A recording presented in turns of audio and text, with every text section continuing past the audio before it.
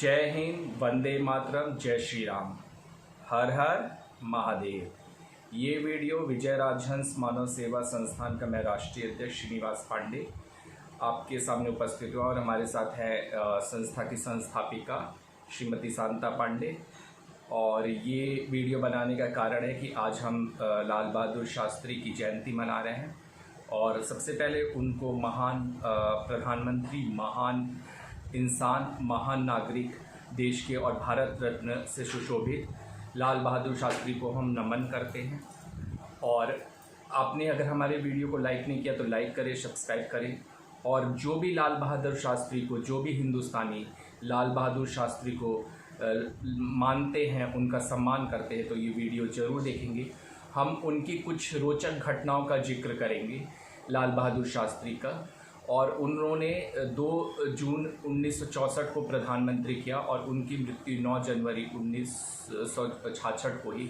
18 महीने के अल्पकाल में उन्होंने भारत का एक स्वर्णिम इतिहास लिख दिया, जो कि 20 साल तक भी प्रधानमंत्री होकर भी वो स्वर्णिम काल नहीं लिख सके। तो उनको नमन है। वो एक महान देशभक्त थे, एक ईमानदार थे और उनकी एक अनोखी मिसाल है लाल बहादुर शास्त्री की, जिस पे कल्पना मात्र भी नहीं की जा सकती है। और उनका एक रोचक किस्सा है जो कि बहुत ही महान किस्सा है। एक बार जब वो प्रधानमंत्री काल में थे तो उनके बेटे ने सरकारी गाड़ी लेकर चले गए, तो लाल बहादुर शास्त्री बहुत बिगड़े कि तुमने सरकारी गाड़ी का क्यों इस्तेमाल किया, सरकारी गाड़ी तुम्हारे लिए नहीं है, ये हम सिर्फ भारत के प्रधानमंत्री के लिए और सरकारी कार्य के लिए है। यहाँ तक वो नहीं रुके और उन्होंने कहा कि आइंदा से तुम सरकारी गाड़ी नहीं प्रयोग करोगे, कि ये जनप्रतिनिधियों के लिए नहीं है। और उन्होंने ड्राइवर से पूछा कि कितनी किलोमीटर चली है और जितना पैसा लगा था उसका उन्होंने प्रधानमंत्री कोष में डाला। ऐसे थे हमारे लाल बहादुर शास्त्री, ऐसे ईमानदार, ऐसे कर्मठ व्यक्ति थे जिनकी सोच नहीं है। और आज के वही प्रधानमंत्री हैं कि उनके जनप्रतिनिधि, उनके परिवार सभी सरकारी गाड़ी और सरकारी बंगलों का इस्तेमाल करते हैं। यहाँ की बनारस में सर्किट हाउस है, तो भाजपा के कई नेता हैं जिनका मैं नाम नहीं जिक्र करूँगा, आते हैं, पार्टी करते हैं और मतलब इस प्रकार का चीज़ करते हैं। तो उनको शर्म आनी चाहिए, उनको लाल बहादुर शास्त्री से थोड़ी सीख लेनी चाहिए। बहुत बड़ी बड़ी बातें करते हैं लाल बहादुर शास्त्री की, लेकिन उनका एक भी गुण आत्मसात नहीं किए। शर्म आनी चाहिए उन नेताओं को जो कि सरकारी सुविधा में फ़ायदा उठाते हैं। अब हम कुछ श्रीमती शांता पांडे से पूछना चाहेंगे कि अपना वक्तव्य दें। मैं उनके बारे में सबसे पहले ये बोलूँगी कि वो पहले प्रधानमंत्री थे जिन्होंने जय जवान जय किसान का नारा लगाया था, जो कि देश के 2 स्तंभ हैं। एक तो जवान है जो कि हमारी रक्षा करता है और एक किसान है जो कि हमें अन्न देता है, जिससे हमारा पालन पोषण होता है। और उनके जीवन के बारे में मैं बताऊंगी कि वो हरिश्चंद्र डिग्री कॉलेज में पढ़ते थे और गंगा के उस पार उनका घर था। तो वो हमेशा, उनके पास इतने पैसे नहीं होते थे कि वो नाविक को पैसा दे सके, इसलिए वो नाविक के केवल अपनी किताबें और अपना कपड़ा दे देते थे और तैर कर गंगा पार करके आके पढ़ते थे और फिर तैर कर ही जाके करते थे। कितना भी वो केवट करता था कि बाबू बैठ जाओ, कोई बात नहीं है, हमें पैसा नहीं चाहिए, लेकिन उन्होंने कहा नहीं, जब हम तुम्हारी मजदूरी नहीं दे सकते तो हम नाव में बैठ भी नहीं सकते। ऐसे ईमानदार व्यक्ति को, ऐसे कर्मठ व्यक्ति को हम नमन करते हैं और उनकी याद में बहुत दुख होता है जैसे प्रधानमंत्री को खोकर। और उनकी मौत एक रहस्यमय मौत थी, ये भी आज हम लोगों को बहुत ही दुखित करती है। और अभी जैसे श्रीमती शांता पांडे जी थोड़ा भावुक हो गई और लाल बहादुर शास्त्री के बारे में मतलब वो उन्होंने विद्यापीठ से शास्त्री की उपाधि ली थी और क्वींस कॉलेज में वो पढ़े थे। और हमें एक और वाक्य है उनका, बहुत रोचक वाक्य है कि लाला लाजपत राय ने आज़ाद की लड़ाई लड़ रहे गरीब देशभक्तों के लिए सर्वेंट ऑफ इंडिया सोसाइटी नामक बनाई थी और उस सोसाइटी में उन देशभक्तों और जो उनको पैसा दिया जाता था, जिनका घर पालन पोषण हो, उनके मतलब जो स्वतंत्रता के लिए जेल जा रहे हैं, स्वतंत्रता की लड़ाई के लिए लड़ रहे हैं, तो उनका पोषण हो सके। तो लाल बहादुर शास्त्री ने एक बार अपनी जेल से पत्र लिखा अपनी पत्नी को और पूछा कि घर का खर्चा कितना चलता है। तो उन्होंने कहा 40 रुपये में चल जाता है। तो लाल बहादुर शास्त्री की पत्नी ने कहा, तो उन्होंने तुरंत लाला लाजपत राय को पत्र लिखा कि आप मेरा 50 रुपये से घटाकर 10 रुपया कर दीजिए, जिससे कि और लोगों को इसकी आर्थिक मदद मिल सके। ऐसे थे लाल बहादुर शास्त्री। और आज के नेता कि उन अपने रिश्तेदार नातों को नौकरी देते हैं, बिल्डिंग से बिल्डिंग खड़ा करते हैं, सोचते हैं कितना अरबों रुपए इकट्ठा कर ले कि उन्हें आने वाली पीढ़ी मतलब उसको जमाखोरी कर ले। तो ऐसे आज के नेता हैं। तो वो अगर लाल बहादुर शास्त्री को नमन भी करते हैं और लाल बहादुर शास्त्री के प्रति श्रद्धांजलि देते हैं तो ढोंग करते हैं। ऐसे नेता को तो मर जाना चाहिए। तो अगर लाल बहादुर शास्त्री के जीवन को अपने अंदर आत्मसात किया नहीं कर पाए तो आपको ढोंग नहीं करना चाहिए। कुछ ही नेता हैं जो लाल बहादुर शास्त्री के जीवन को आत्मसात करते हैं। उनमें से हमारे माननीय प्रधानमंत्री श्री नरेंद्र मोदी का नाम मैं गर्व से लूँगा, क्योंकि वो अपनी आधी तनख्वाह लेते हैं। और श्री माननीय योगी जी का नाम मैं गर्व से लूँगा। और कुछ भाजपा नेता ऐसे हैं जो कि अपनी झोली में भरने हैं, चाहे वो भाजपा हो, चाहे सपा हो, चाहे कांग्रेस हो, चाहे बसपा हो। तो हमें उन नेताओं से ज़रूर सबक लेना चाहिए। ऐसे थे लाल बहादुर शास्त्री। और अब अपना कुछ वक्तव्य श्रीमती शांता पांडे भी देंगी कि लाल बहादुर शास्त्री से आज के नवयुगों को क्या सबक लेना चाहिए। आज के नवयुवकों को ये सबक लेना चाहिए कि आदमी को कर्मठ होना चाहिए, कर्म करना चाहिए और उनके में ऐसी सबसे कम खर्चे में, सबसे कम पैसे में अपना जीवन यापन करना चाहिए। सच बोलना चाहिए और दूसरों की मदद के लिए हमेशा तैयार रहना चाहिए। देश के प्रति, समाज के प्रति और अपने घर के प्रति, सबके प्रति उनके मन में प्रेम की भावना होनी चाहिए और त्याग की भावना होनी चाहिए, जो कि आजकल के बच्चों में बहुत कम है। और हम आजकल के बच्चों से यही कहेंगे कि तुम्हें काम कोई छोटा नहीं होता। अगर तुम्हें कोई काम नहीं मिलता है तो जो भी काम तुम्हें मिले, मजदूरी का काम मिले तो वो भी तुम करो, लेकिन ईमानदारी से करो, मेहनत से करो। मेहनत से पैसा कमाने से आदमी को आत्मबल मिलता है और उसको एक बहुत सच्चा ईमानदार नागरिक बनने का मौका मिलता है। तो हम यही कहेंगे सब। और अब मैं लाल बहादुर शास्त्री से जीवन से घटित एक तीसरी घटना का वर्णन करता हूँ। एक बार वो अपनी मीटिंग में जा रहे थे कहीं और उनका कुर्ता फटा हुआ था। तो उनकी पत्नी ने कहा, आप क्यों नया नहीं सिला सकते? तो उन्होंने कहा कि लाखों लोगों के तन में कपड़ा नहीं है और मैं नया सिला लूँ, ये कैसे हो सकता है? और वो कहा, इसको मैं कोट डालूंगा, कुछ दिन तो चल ही जाएगा, 5-6 महीना तो चल ही जाएगा। और वो ऐसे ही कोट पहन के, फटे कुर्ते में अपना कोट डाल के जाते थे।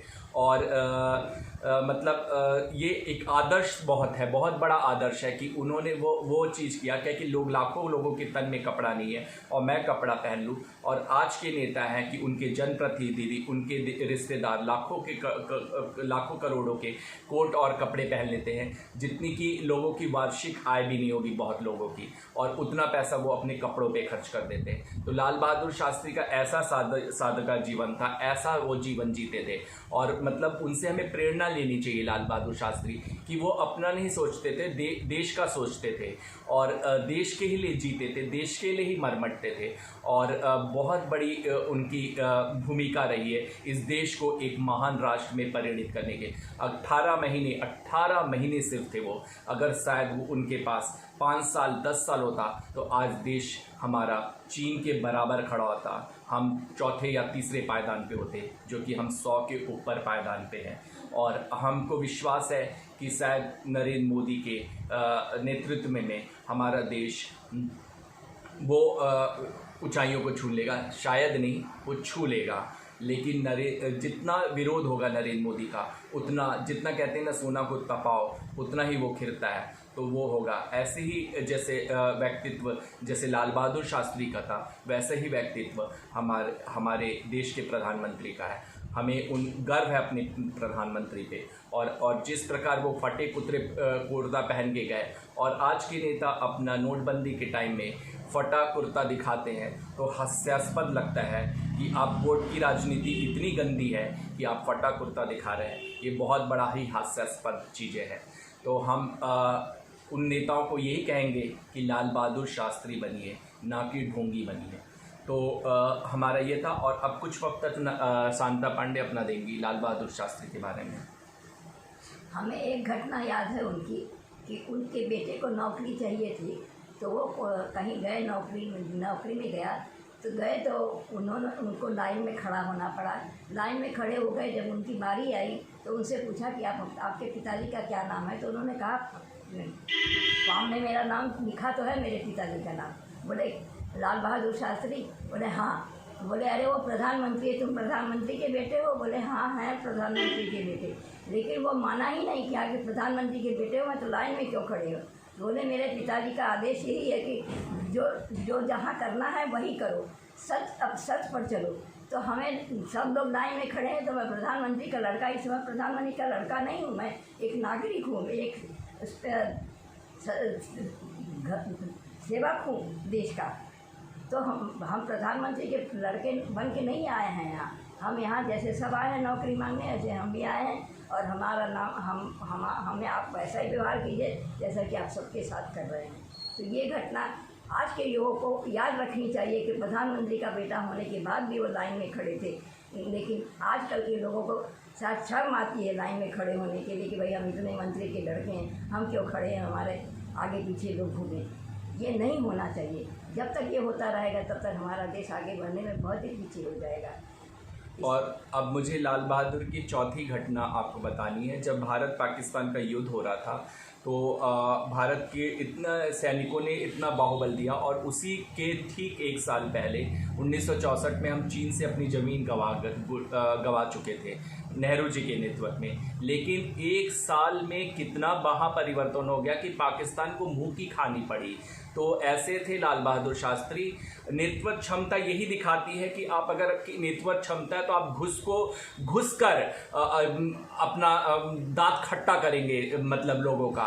तो वो लाल बहादुर शास्त्री ने दिखाया। और अमेरिका ने अपील की कि हम उस समय लाल गेहूं 480 PCS स्कीम के तहत आता था, और कहा कि हम निर्यात पे रोक लगा देंगे अगर युद्ध विराम नहीं किया, क्योंकि हमें अपने नागरिकों को लाहौर से बुलाना है। और वो घबरा गए थे अमेरिका।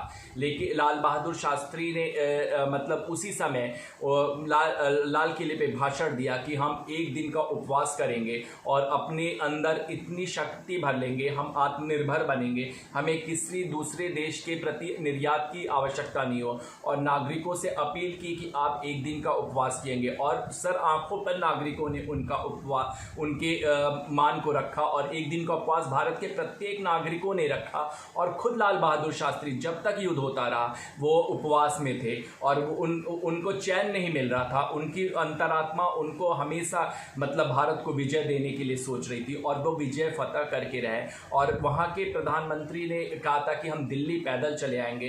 तो लाल बहादुर शास्त्री ने यही कहा ये तो वक्त बताएगा, और पूरा कब्जा हो गया। और सीज फायर के तहत, पूरे विदेशी नीति के तहत ये दबाव हुआ, और उसमें रशिया ने भी थोड़ा सा गेम खेल दिया। अगर ताशकंद समझौता हुआ और भारत की शक्ति को मतलब किसी विदेश के लोग नहीं स्वीकार कर रहे थे, और इसी के तहत उनकी रहस्यमय मौत हो गई। और उनके जो बॉडीगार्ड थे और उनके कुक थे वो भी एक्सीडेंट में मार गए। तो हमें ये नहीं समझ में आता है कि वह उस समय के नागरिक कहाँ सो रहे थे, क्यों नहीं उन्होंने मांग की। वो आज भी जैसे सुशांत सिंह राजपूत का मर्डर हो जाता है, फाइल पे फाइल खुल जाती है, परमवीर भाग जाता है देश से, तो कुछ नहीं होता है। तो उस समय भी देश के लोगों ने मांग क्यों नहीं की, और आज भी उनकी मौत रहस्यमय है। तो हम सरकार से अपील करेंगे उसकी जांच कराया जाए। कहीं ना कहीं तो कुछ गड़बड़ी थी, या तो सरकार, हमारे देश के कुछ गद्दार लोग भी उस समय उसमें शामिल थे, तभी तो जांच नहीं की गई। एक हमारा देश का प्रधानमंत्री रहस्यमय मौत मर जाता है और लोग आराम से चैन की सांस लेते, ये कैसा हुआ, ये एक प्रश्न चिन्ह है। तो आज भी मैं अपील करूँगा है कि लाल बहादुर शास्त्री की फाइल निकाली जाए और इसको विश्व में मुद्दा भी उठाया जाए कि उनकी मौत कैसे हुई। और अब कुछ वक्त तो श्रीमती शांता पांडे देंगी। मैं ये कहना चाहती थी कि जिन्ना ने कहा था कि मैं पैदल चल करके भारत पर लाल किले पर झंडा फहराऊंगा, अपना पाकिस्तान का झंडा फहराऊंगा, लेकिन चीन की लड़ाई, लेकिन पाकिस्तान की लड़ाई में वो लाल बहादुर शास्त्री वहाँ उनके कराची पहुँचे और उन्होंने कहा कि आपने तो कहा था कि पैदल चलकर मैं लाल किले पर झंडा फहराऊँगा, लेकिन मैं आपके कराची पर आ गया झंडा फहराने के लिए, लेकिन उन्होंने फहराया नहीं, क्योंकि वो ऐसे ही नहीं थे, वो जियाउल हक थे। जियाउल हक थे जिन्होंने कहा था कि हम झंडा फहरा देंगे लाल किले पर, लेकिन लाल बहादुर शास्त्री वहाँ पहुँचे लेकिन उन्होंने झंडा नहीं फहराया। उन्होंने ये कहा कि आपने कहा था, हमने कर दिखाया। तो कहने में और करने में बहुत अंतर होता है, इसलिए आदमी जो कहे उसको करे, अगर खाली कहता है तो कहने से तो कुछ होता ही नहीं जीवन में। हम हर इंसान के जीवन में कहते हैं कि जो वो कहे वो करे और उस पर अमल, जो लक्ष्य बनाए उस पर अमल करे। अगर नहीं करता है तो उसके जीवन में कुछ भी नहीं बन सकता। और आज मैं ये कहना चाहूँगा कि देशवासियों को सबसे अपील करना चाहूँगा कि लाल बहादुर शास्त्री की जयंती को हम उनको श्रद्धांजलि तभी दे सकते हैं जब हम देश को अपना आत्मनिर्भर बनाएं, आत्मसंबल बनाएं। और जय जवान जय किसान। और आज जो फर्जी आंदोलन हो रहा है, जो दूसरों की शह पे हो रहा है, चाइना की शह पर हो रहा है, जो फर्जी आंदोलन किया जा रहा है, टिकैत जो फर्जी आंदोलन का जिम्मा लिए हैं, तो किसान को इतना नहीं होता है। और किसान का आदित्य योगीनाथ ने गन्ने का मूल्य बढ़ा दिया है, 325 से 350 कर दिया है। लेकिन और राज्यों में जहाँ पे बीजेपी की सरकार नहीं, आधे से भी दाम है, तो किसान का हित क्यों नहीं सरकार कर रही है? तो आज किसान के नाम पे जो फर्जी आंदोलन हो रहा है, तो लाल बहादुर शास्त्री भी देख रहे होंगे तो उनकी आत्मा रो रही होगी। देश को विखंडित करने की साजिश हो रही है, देश के गद्दार ही कर रहे हैं। और अगर आप सरकार तो आपकी मांग सुनने पे है, लेकिन आप किसकी सह पे कर रहे हैं? आप विदेशी ताकतों के सह पे आंदोलन कर रहे हैं। तो ये आंदोलन देश की जनता को मंजूर नहीं है। आपको देश की जनता एक दिन पीट पीट के ठीक कर देगी। तो ये देश गद्दारी की सीमा रेखा पार मत कीजिए, देशभक्त बनिए। और जो जवान हैं हमारे, जिनपी की सर्जिकल स्ट्राइक पर प्रश्न चिन्ह चढ़ता है, तो एक बार सारे नेताओं को सीमा पे खड़ा कर देना चाहिए, तो समझ में आ जाएगा कि कौन सर्जिकल स्ट्राइक फर्जी करता है, कौन सही करता है। ये भाग खड़े ना हुए अपना बोरिया बिस्तर लेकर, तो कहिएगा आप है। तो ये है हमारे देश के नेता। तो सर्जिकल स्ट्राइक पर आप जवान की हौसले पर प्रश्न चिन्ह का है। भारत के सैनिक सबसे वीर सैनिक कहलाते हैं। और हामिद अंसारी थे जिन्होंने कुंदे की लड़ाई लड़ी थी और पूरे एकदम पाकिस्तान को दिया। आज भी हामिद अंसारी की हम किस्से सुनते हैं तो हमें रोना आता है। वो ऐसे महान सेनानी थे। और 1965 में जो कि मतलब कौमी एकता की बात करते हैं, तो क्यों मुस्लिम संगठन ने 1965 में पाकिस्तान के अगेंस्ट युद्ध करने को मना कर दिया था और सरकार को वो अपना फैसला वापस लेना पड़ा। और लाल बहादुर शास्त्री बहुत महान नेता थे, उनकी महानता के आगे और ऐसा प्रधानमंत्री कभी नहीं मिला है, देश को किसी कीमत पे नहीं मिला है। वो ऐसे ओजस्वी प्रधानमंत्री थे और ऐसे उनका प्रकाश पुंज आज भी आकाश मंडल में छा रहा है कि हम उसकी गूंज, उनकी कर्तव्य, उनकी जो भी कार्यशैली थी, उसकी आवाज़ अभी भी हमारे कानों में गूंज रही है।